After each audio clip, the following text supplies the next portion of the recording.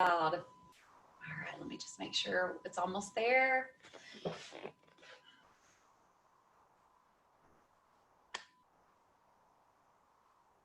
Hey, we are live. So, hey, Stay Wild Child. It is Nicole, and welcome. I guess we're on episode 23 of our Stay Wild Child broadcast, and I have a new friend on today. So, this is Olga.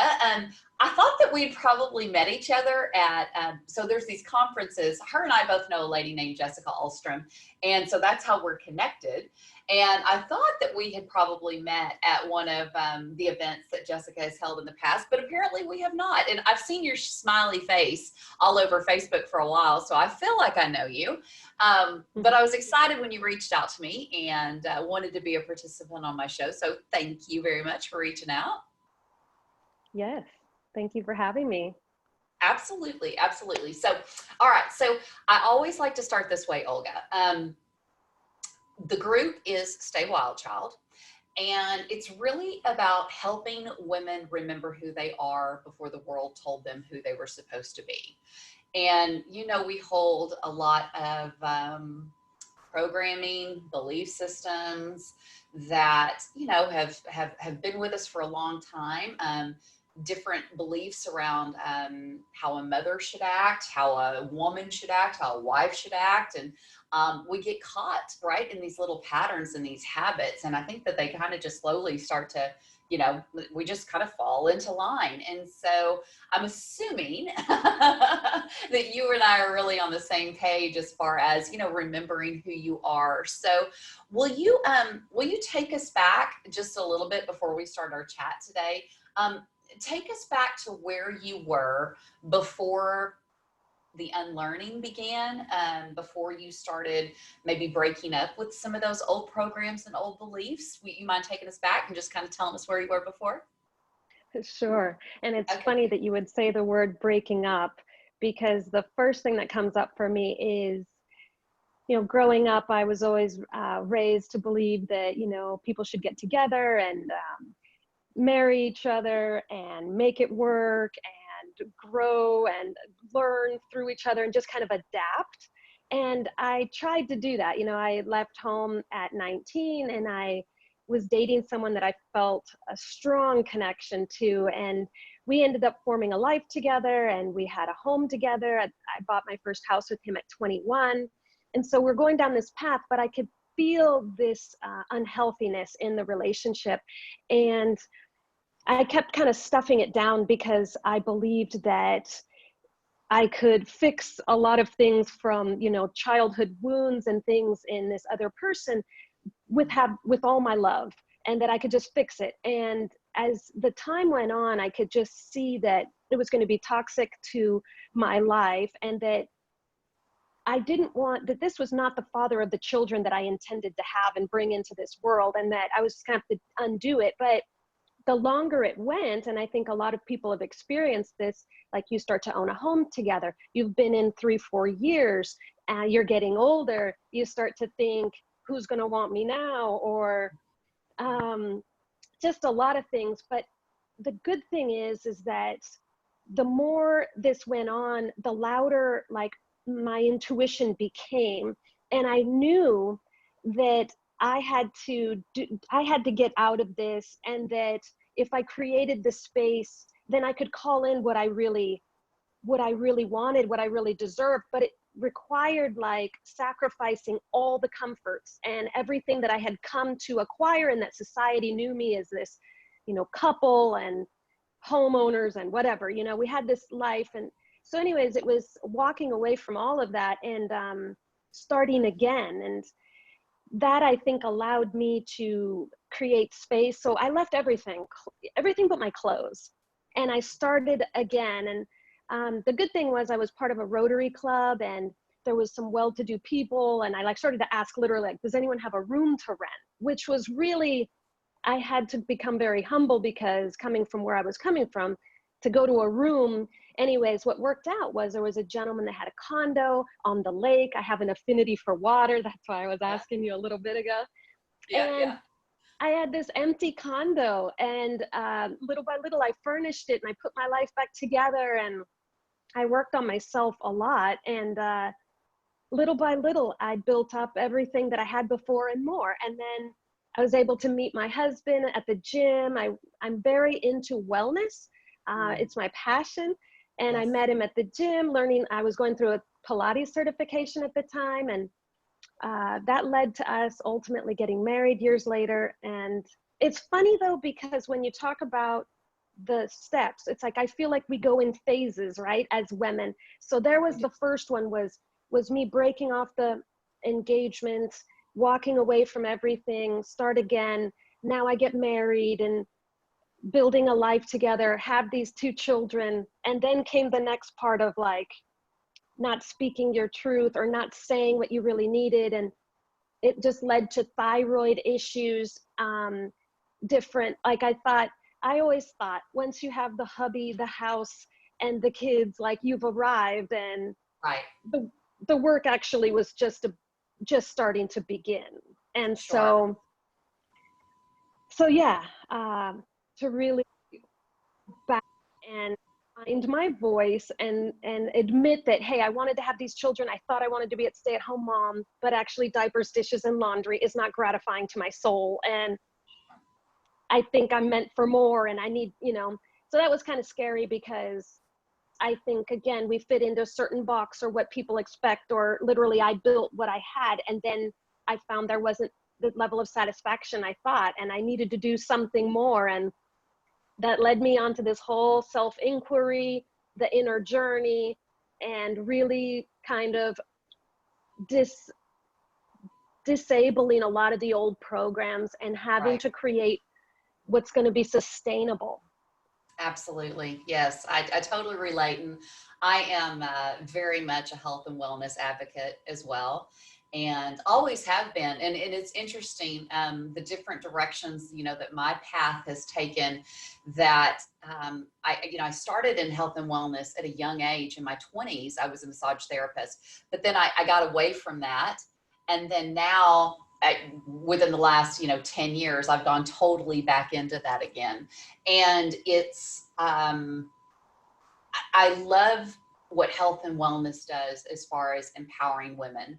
I wanted to talk to you just a little bit, because you mentioned your thyroid, and you had put in the little bio that you sent over around that you had healed your thyroid. So I thought, oh, that's super interesting.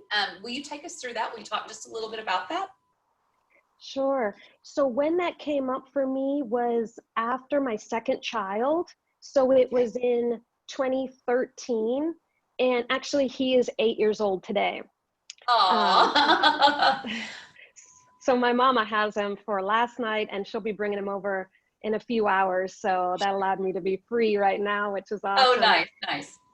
But yes, basically, I've always had a lot of energy and had just enough energy to carry my body and like work out, or to do what I need to do at home and work and carry all of it. And when I had my second child, I had two kids under 2. I just think that I pushed myself way too far. Then there were C-sections too for me. I couldn't seem to hatch my children, so there's another kind of insult to the body. And so a lot of recovery. And then I was nursing him. And again, though, I study energy and meditation and everything else. And as a result of all of this that has happened, and at the time, I think that I was just depleted. I Oh, right. was out of balance, and I was trying to do too much, and my body was like starting to like scream at me. I think a lot of the different health ailments that come up for people is the body is struggling, it's depleted, it's weakened, and then unless we can really give it what it needs, or I think when a condition comes up, it's simply the body signaling us that we need to pay attention to it, we need to change something. And Right. if we don't, then I think it can become more of a chronic and a deeper and deeper Yes. thing. And so it really caused me so what I was experiencing in my body, and I don't know if any of the ladies out there can agree with any of this, but it was like I felt a really high level of anxiety. I felt like this shakiness and this irritability, and like as Dr. Joe Dispenza would say, is like this high beta. It's like a fight or flight all the time. And my metabolism, I think, was off in that I was like always hungry, and like nothing would satiate me. And I felt like I was burning. It was like a fire was burning in me, and it was like I was burning confetti instead of a log, like a slow burn. It was just like this. And I've learned a lot now through Ayurveda. I've been studying Ayurveda. So I started to rebalance the thyroid naturally. So what happened is so I'm feeling all this fight or flight, these hot flashes, but I'm 31 years old. I shouldn't be experiencing hot flashes. Right. But I think it was the body again in fight or flight and out of balance, lacking minerals and different things. And so I went to the naturopathic doctor, and she ran a bunch of tests and found that I was low in various areas, but then the big one that was super off was the thyroid. And so she recommended some different things with my diet, but then she also recommended these hormones. And I just didn't want to go there, because I felt like if I start to supply myself with something synthetic, then why would my body ever rise up and start to rebalance itself? Right. I mean, it's kind of like putting on the reading glasses or something. Why would your eyes work harder if you've got this helper? Right. So I refused that, but I did take on the supplements, the natural stuff, and I really made a lot of changes with my diet and my lifestyle. I believe in the chakras and the energy centers, and the thyroid is associated with the throat. And I think at the end of the day, I wasn't speaking my truth. And this is what all led up to the part about me saying to my husband, I've got to do something different. Like, I can't just be in here, because I felt like the walls were coming in on me. So as I started to feel better through the lifestyle changes, I had more energy again. And then I started to tell him, I got to go back to work. I got to do something. And that led to my real estate company. And so it's just been a huge shift. So you worked on specific healing centered around your throat chakra. And, I know that you're a big advocate of self-care. So were you doing meditations around your throat chakra? Were you just practicing at speaking your truth, stepping into your power? Talk just a little bit about some of the things that you did to heal that throat. Yes. Well, first and foremost, it was about trying to rebalance what I felt in my body. So it was like, what's causing these hot flashes? What's causing the shaky, the irritability? So for me, I know that when I would wake up, instead of an alarm clock waking you, it was my child screaming from the bedroom. And so then when I would jump out of the bed, it's not like an easy wake up and like a routine like I have now. It was bounce out of bed, rush across, trying to, stop the child from crying. Then it was tend to all these things in my house. And then it was like I was last, like my self-care, my shower, my like feeling good about me was like, it was last. And so what I started to do was I started to ask for help. So I started to ask my husband to take certain little shifts with him and help me out here and there so that I could create more time for me. And then that ended up leading to me going to sleep earlier, which then allowed me to wake up a little bit earlier than the cry out. And then I started to meditate. And it started off with like 3 minutes and then like 5 minutes. And, that can be done to peaceful music, rain, or again, for me, it's water, it's ocean waves or anything like that. And I started with little pieces that I would get from YouTube. I was led to Joe Dispenza in 15. And then and he's the one that initially brought the chakras to my attention. And so absolutely there has been a focus on like bringing attention to each and every chakra. Sure. And really just feeling into, I think so many of us are just pulled in all these different directions, whether it's your career or your home, and you leave yourself last. And I think if self-care is not selfish, and I think that if you don't have a certain level of self-care routine every day, something for you, I think it leads to resentment. And then again, sticky energy in the body. It may be a sore neck. It may be that constant hip pain, that low back. I believe it starts in the energetic field and then it finds a home in the body. So I think asking for help, doing something that for me, and creating more of a routine, a lot of it had to do with the food and the supplements, minerals. You know, the thyroid is about minerals. And I just feel like in society, everybody worries about calories and carbs and fat, but no one's really talking about proper hydration, minerals, what the body really needs, the quality of the blood.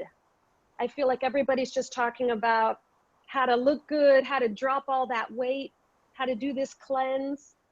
But what is happening to the body? What are you stripping out when you do all of that? And I think the worst thing for me is when I hear from women that it's like, well, I lost all this weight on this crash course diet or this constant running. Then I snapped my ankle and now I'm sidelined. I've gained it all back. And they start feeling totally horrible about themselves. And that's where I mention extremism. You know, extremism is promoted in this society, and it's like big pharma, or it's like take these pills, this quick fix. But it's like, for me, I'm all about sustainability, like long term. I'm 100% with you, girl. I love absolutely everything that you're saying. I mean, we have this beautiful body that we have this opportunity to, you know, get still, get quiet, and listen to what it's needing. And we find that in the whispers when you begin the self-care practice. And I think that, you know, I think for a lot of women, I know this group, you know, women were introduced to this group by their friends, mostly, you know, it's all kind of been a referral thing. And I think a lot of times, I know in the family that I grew up in, self-care equaled selfish. And so you have this real guilty sensation if you're not giving every single thing to your children. But what version of yourself are you giving them, right? A version of someone who starts, you know, coming up with dis-ease within the body because you're so depleted. And I love that you had that awareness, right? That awareness of asking for help and knowing that I can ask for help and then I can take care of myself so that I'm good for my kids, right? You want to be the best version of yourself that you can be. So I know that you mentioned,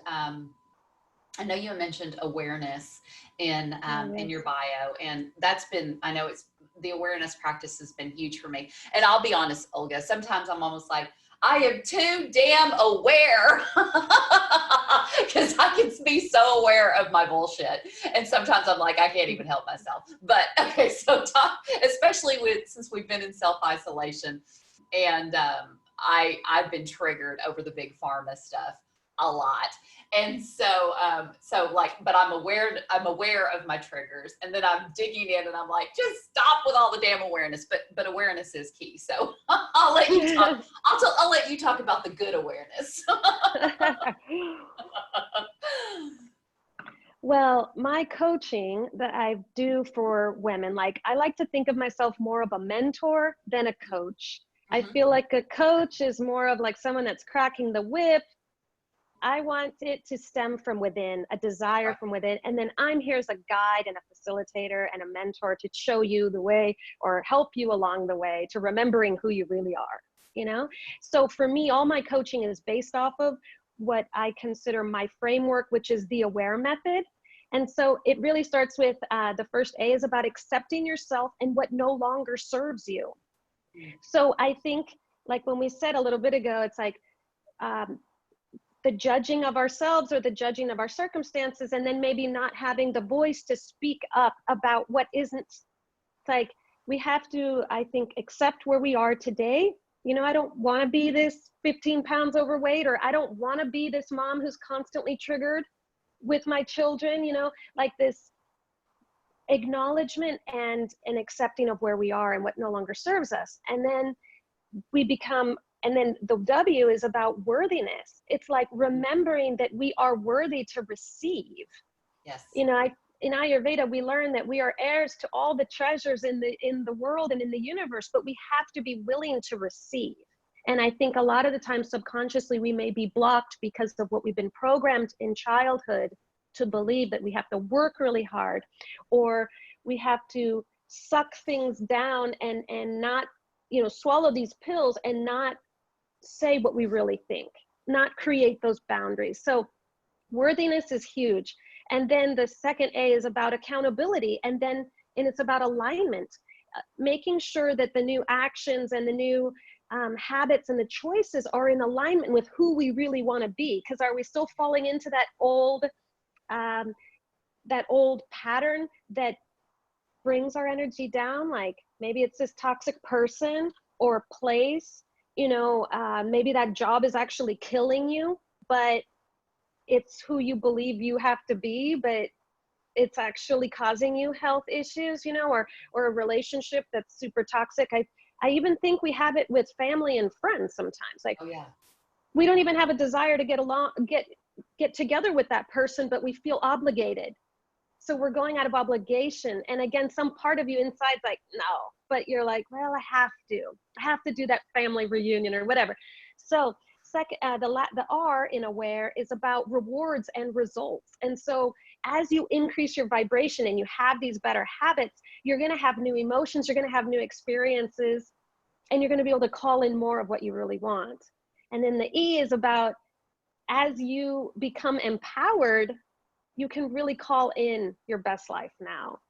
And again, it causes you to make changes along the way. And sometimes change can be uncomfortable. And we're going through that right now with stay in shelter in place and this and that. But I loved seeing that you got out yesterday and you're like out and about and doing your thing with your hubby on the bike, on the motorcycle. Yeah. And some people I think are still inside and they, you know, aren't feeling good. And it's like, I've been down at the river like 5 times a week and going back into nature. And I just think there's so much beauty all around us, even given the circumstances. I think we all get to choose our vibration. And I think though, sometimes if we're feeling really bad in our body, it's hard to hear some of these whispers because we just know we don't feel good. But Right. Yeah.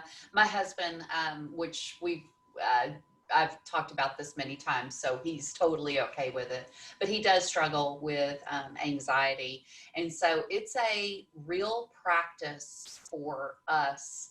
And, you know, I noticed that we've been doing a kitchen remodel. And so we've been here quite a bit just because there's been a lot going on. Kitchen remodel is a big deal. I mean, it takes a lot of time, you know, and he's the contractor. So there's been a lot going on. And so yesterday I'm like, it rained all day Saturday. And so Sunday I said, hey, I could just tell he didn't walk on Saturday, and he has to practice his self-care. I don't know. I don't want to say he's a dude because I know there's lots of gentlemen who, you know, take care of themselves, but he's one of those dudes that he has to, it's like a practice for him, right? And he can slip out of it real easily. And so if he, you know, keeps walking and generally eats pretty well and adds, you know, fun into his lifestyle, he can get a little sedentary. And so I'm like, yesterday, I could just kind of feel it, you know, the anxiousness was coming on a little bit. And so he got up and walked in the morning, which was great. And I'm like, all right, we have got to get on the motorcycle. We've got to get, you know, feel the wind in your face and all that, because it just, sometimes I know that, you know, when you're not feeling good, right? So it's his brain saying, hey, you're not feeling good right now. And so you need to sit. But that is the worst.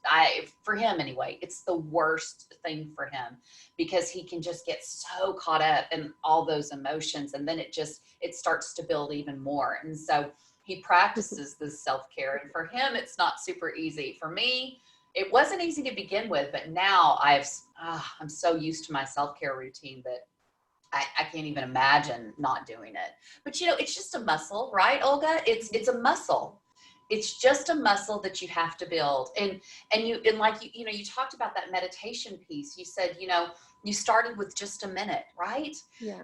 We just have to practice at getting used to being still. We have to get used to giving to ourselves. We have to get used to being okay with allowing ourselves to do things that are good for us, because it's just a muscle that you have to build. Absolutely. Yes. And it can look different each day, For me, I'm always, I wake up, I sit up, and I say my prayer of gratitude, like 3 things that I'm grateful for that morning. It might even just be the bed and the home, the safe home over us, my beautiful family. And then after attending like 7 Dr. Joe live retreats, Oh, one of nice. them, they're week-longs now, and so you can really retreat from your life. One of them that I attended was all about dream time, and it was about tapping into the subconscious and the unconscious in the dream state. And so he talks about journaling your dreams. So I say my prayer and then I journal my dreams. A lot of people don't remember their dreams, but that's another muscle that you can work on. And he says that there's a lot of answers that we seek in the waking world that can be found in the dream world. And so I love to journal my dreams, and then I get up and empty the bladder, and then I do breath work, and then I do my meditation. And the meditation now, it's like 18 minutes to 45 minutes. It just depends on that day.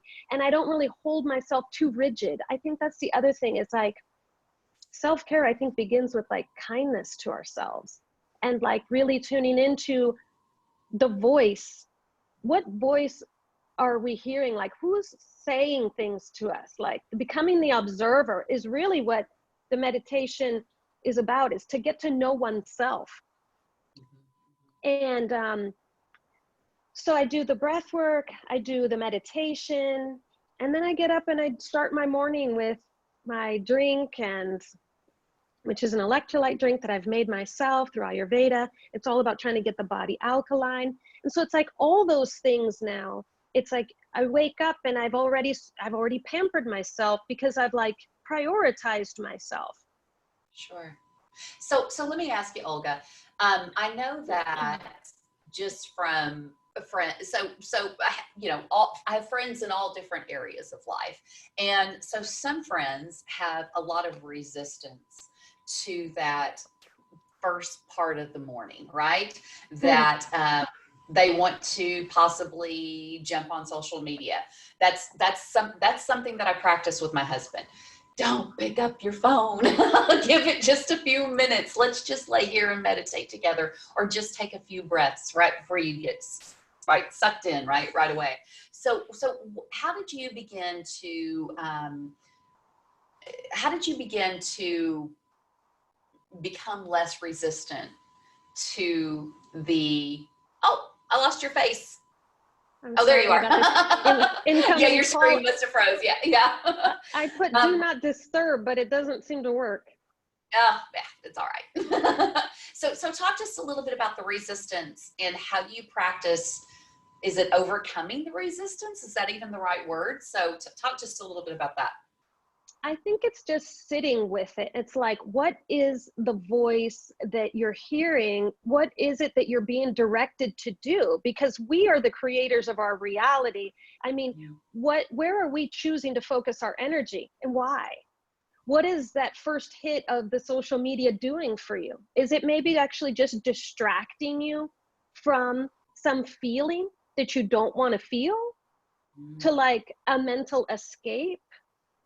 And so why do we need to do that? And so I think that's part of the awareness, right? It's just like noticing it and not judging it, but then saying, you know, maybe I'll feel better if I can just sit here for a few minutes. And, you know, for me, the breath work has just been amazing. Like prana in Ayurveda is our life force. And, you know, we can be without food for a few weeks. We could be without water for like 3 days, but we can't be without air for more than a couple of minutes.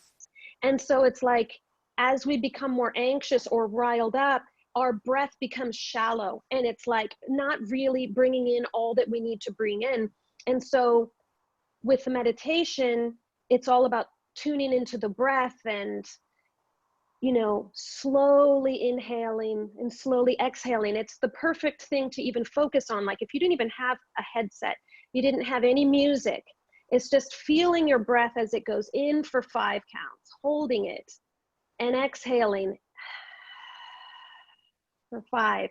And you start to feel little things in your body, and then you can kind of like, you know, start sitting up more tall or whatever, and you know, stretching your neck. And it's like just feeling into what is that's causing you to do this pattern that actually gets us further away from each other. And you know, my Bluetooth headset has died, so I'm going to put you on my wired headset really quick.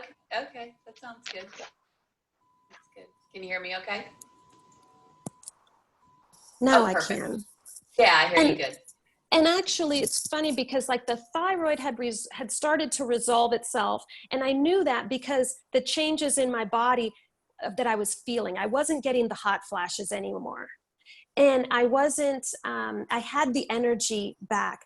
But what I always struggled with since childhood was some level of anxiety. And you mentioned that about your hubby. And so that's what really made me grab onto meditation, because Dr. Joe talked about it's just like a thought away. That could, the anxiety is like thoughts of fears of the future or things being too much that you can't handle it. What if this happens? And something he said that just overrode the program for me was like, what if a thought could make you sick, could your thoughts make you better?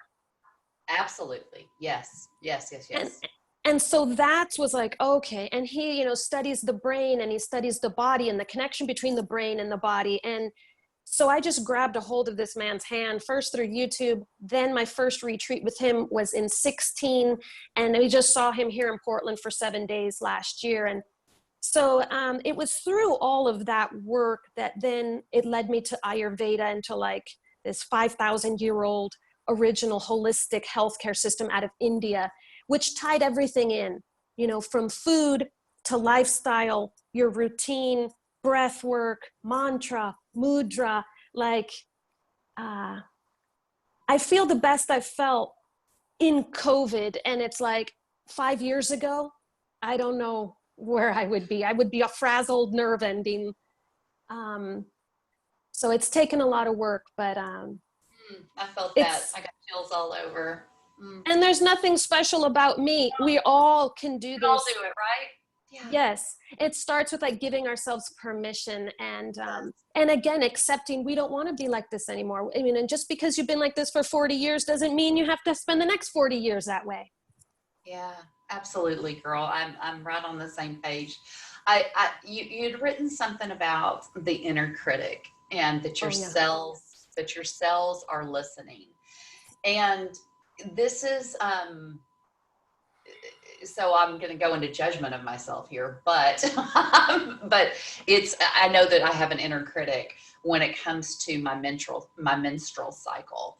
I'm 48 years old and I just am so done with it. And, it's a heavy flow, and I know that I've practiced this inner critic to myself, right? I know that it's something that I've practiced, that I'm disturbed by it, right? And I wish, you know, this I just finished my period, and I was like, I'm aware of it because I'm like, okay, stop judging yourself about it. It's this natural thing, right? And yet I can get so into my head about what it's turned into because it's heavy.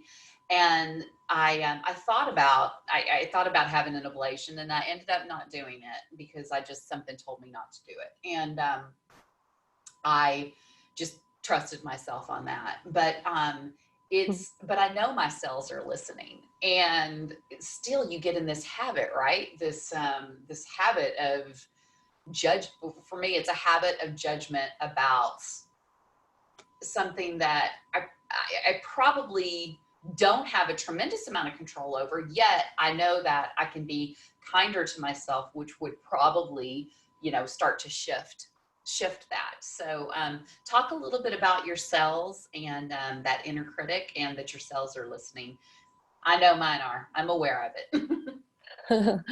Wow, that is such a great topic for you to bring up, because that is one that I really have overcome in my own self.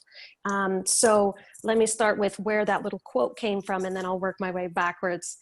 Because I think, Nicole, not only you, but I and so many women out in the world have a frenemy with the bloody curse, I used to call it. And you can, right there, it's like it's already come in with a negative connotation, but that's how I grew up. So every cell is listening. And so that's going back to the meditation work, as well as what is that becoming the observer and listening to that voice. And then are we going to go with that negative voice? Are we going to give in and start going and going? Or are we going to turn it around and looked at it more with neutrality? So Dr. Bruce Lipton, who is a friend of Dr. Joe Dispenza, he's the Love one. them both. Yeah, me too. Yeah. That wrote that Biology of Belief book. And I Right. read that book, and it was in that 2015 to 2017 timeframe where I had ascended some of my pain in my body, some of the discomforts, and starting to rebalance. But really where I wanted to get was like bringing the mind and the body together. I felt like I had some control over the body now, but the mind was still anxious, still too chattery, and causing some confusion sometimes of like tuning into my intuition. So Dr. Bruce Lipton talks about every cell is listening to everything you say. And so that's that panicky thing. And so what are they getting? So you're getting panicked. What's flooding your system right now? Cortisol. Instead of, if you're breathing slowly, if you're taking in the nature, if you're having some time for yourself, you're getting more dopamine, you're getting more serotonin, right? It's like all these hormones, and they can shift with just a thought, going back to Dr. Joe. So it's like, that's where I talked in the beginning about these toxic relationships, these toxic work environment, what you're eating, what you're thinking. Every cell is listening and it's responding. And even Dr. Emoto, who was a Japanese researcher who did experiments with water. So we are, primarily water. At birth, We're like 90% water. And now as we get older, we're probably 60% water. So water is an excellent carrier of energy and vibration. And so he did these experiments where he had, jars of water, and he like spoke words of love and gratitude and beauty. And then he would freeze the water. And then with this high powered lens, he would take pictures, and the crystals that were formed in the positive words were these beautiful snowflake, gorgeous, intricate patterns. Then there was like shame and fear and rage and hate said over and frozen and re-imaged. And those were like these blob-like structures. So it was proof over like, I don't know, I think he did this for like 30 years, these experiments with water. And so if our cells are filled with water, and if we're speaking the negative words, or the inner critic is taking over and taking us for a ride, then what is the cells and the water within our cells doing?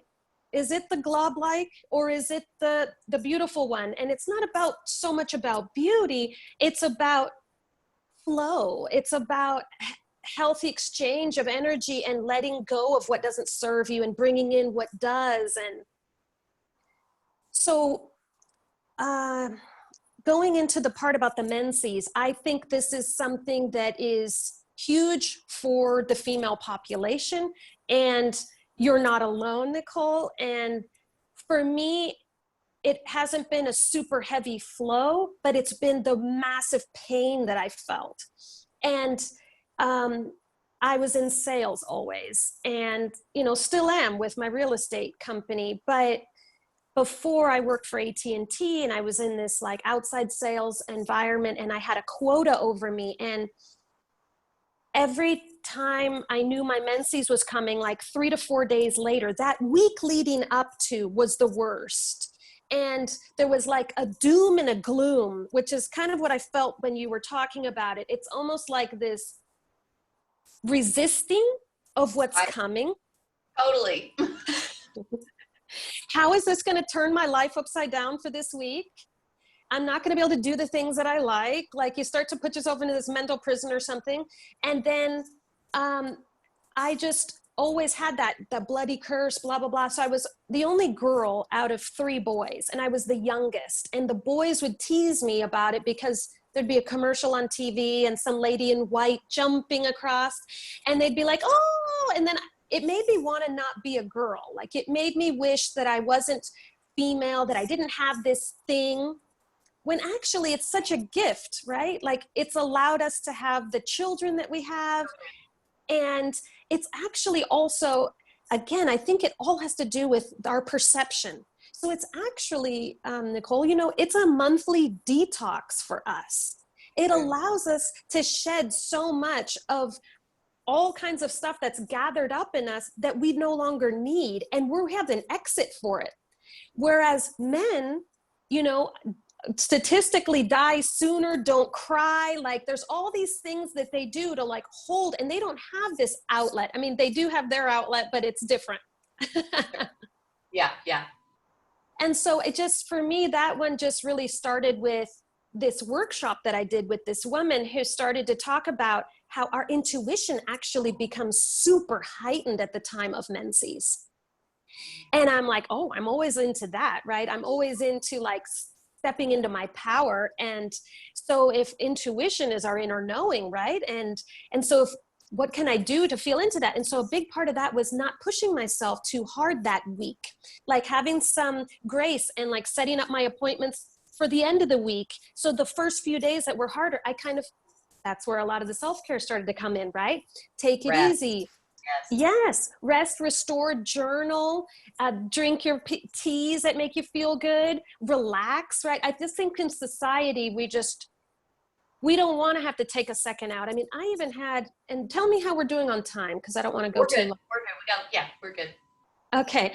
So there was even a time, Nicole, where I made myself sick. And that's what I think I've learned about so much of this, is that a lot of us are making ourselves sick because we're stuck in some of these patterns and programs, pushing ourselves too hard, not giving ourselves enough reprieve.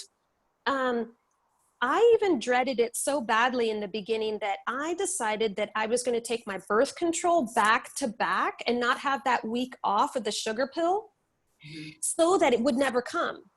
And I hacked the body, and I managed to do it. And then what happened after that was I ended up having these abnormal pap smears that led to this horrible colposcopy procedure, which is like where they go and take this hole punch, like a hole punch for paper. They do that, and they take samples of like your cervix.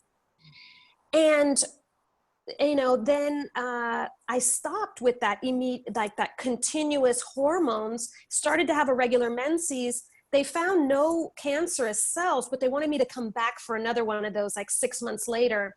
And when I did, I had stopped the back-to-back hormones. I was allowing this layer to shed, which is what it's meant to do.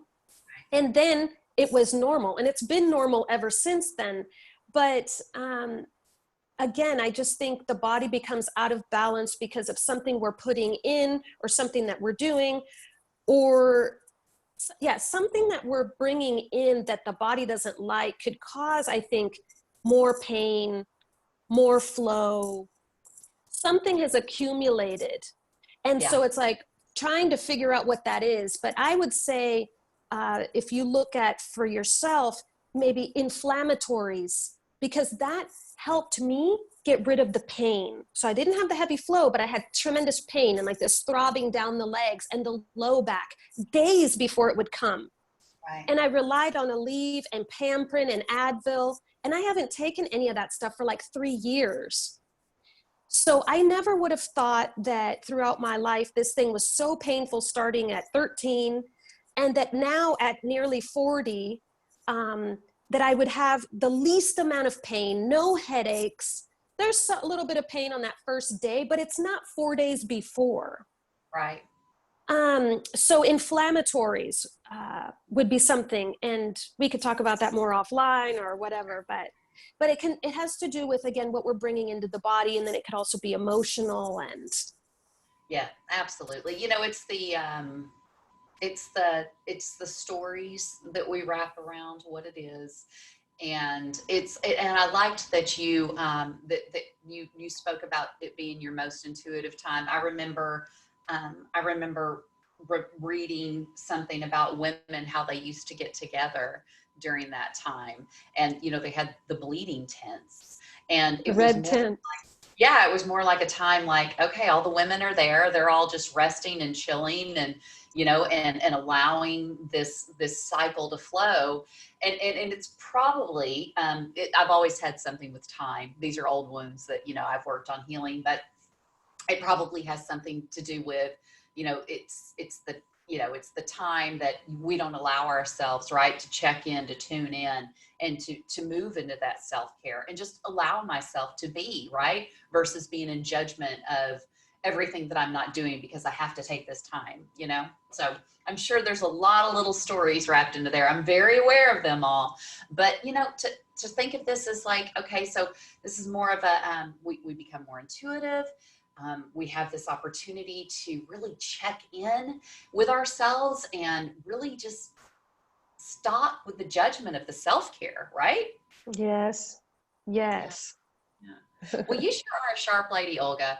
You have done a lot of incredible research. I love Dr. Joe, and I just think that, yeah, you've just been a gift to talk to, and I'm sure you really spoke to a lot of women. I just had a conversation with someone just a couple of days ago that has Hashimoto thyroid. And I'm assuming that she's probably watching today because whenever I posted in Stay Wild Child, she was like, you know, she perked up. So. well, that's what they told me, you know, that it was Hashimoto's, and that, you know, I was like, well, is this going to be with me forever? And she was like, yes, you know, you can manage it, but it will always be with you. And I think that was the biggest thing for me, was like, I just in my gut didn't believe it. Like, I felt like this doesn't have to be me. It doesn't have to be this label. And like all these things that they say go along with it. Like, and that's what Dr. Joe and Bruce Lipton and all those people are all about. It's like overriding the programs, overriding the genes. I think a lot of us think, well, my mom had this anxiety and now it's going to be me.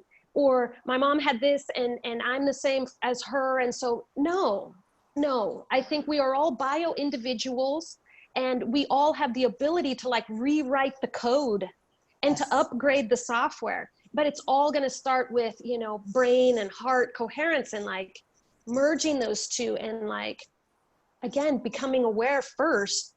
You have to notice it first, and then start to make little baby steps. And, you know, this journey I've shared with you today, it all started at, you know, 23 and a half years old, and I'm almost 40. So it has taken a lot of years, and I'm never going to stop learning. That's one of the things for me. It's like, I feel like knowledge is power, and I feel like the more we can do to raise our vibration, the more we're going to be able to kind of control our destiny. And we have the opportunity to write our own story. That's right. Yeah, and so this unlearning and then stepping into powerful knowledge gives us this opportunity to just step into these beautiful lives that we have the opportunity to create. And even COVID, I think, brings that, because it's like, we are not who we were a few months ago. The world around us is changing. So it's like, who do I want to be? How do I want to live? And it's like been a reset for all of us, I feel like. And so it's like, it's up to us to decide what version of ourselves do we want to be when the doors open up and we can go out and be in, you know, what choices are we going to make and who are we going to be around? And it's up to us. Yeah, totally is. Well, I so appreciate you coming on our show today, and I'll definitely put your website in the links below, and I'll get it up on YouTube as well. But thank you so much. I know that this was a great conversation for this time. Divine timing, perfect timing. Thank you so much for having me. And yes, on my website, there is little links to YouTube. And I even have a YouTube about befriending your menses. So if you want, at the bottom of this, I'll comment with the YouTube and link, my YouTube link if you want, or you link it to my website and they can find me through my website to the YouTube. But there's like 28 videos I had professionally shot on all these different levels of wellness that are just, I didn't give that to you before, but I can put it however you want me to do. I can put it in the comments or. That's perfect. Yes, in the comments. That's great. Thank you so much. Appreciate it. Thank you, Nicole. Namaste. Yeah. Have a beautiful day. You too. All right. Thanks, love. Thank you.